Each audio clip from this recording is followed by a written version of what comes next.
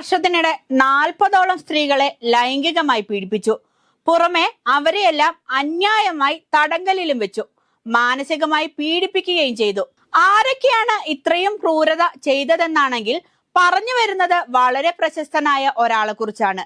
Hollywood സംവിധായകനും തിരക്കഥാകൃത്തുമായ James ടെബാക്ക് ആണ് ഈ ക്രൂരതയുടെ ഒക്കെ പിന്നിൽ. തന്റെ സിനിമയിലുള്ള സ്വാധീനം ഉപയോഗിച്ച് യുവതികൾക്ക് അഭിനയിക്കാൻ അവസരം നൽകാമെന്ന് പറഞ്ഞാണ് ഇയാൾ യുവതികളെ പീഡിപ്പിക്കാനുള്ള തിരക്കഥ രചിച്ചതെന്നാണ് പറയുന്നത്.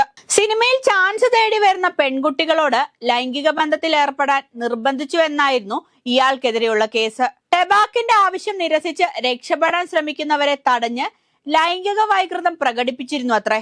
പരാതിപ്പെട്ടാൽ കരിയർ നശിപ്പിക്കുമെന്ന് ഭീഷണിയും. വ്യാപക പരാതി ഉയർന്നപ്പോൾ കോടതി ഇടപെട്ടു. 1.68 ബില്യൺ പിഴയും വിധിച്ചു US കോടതി.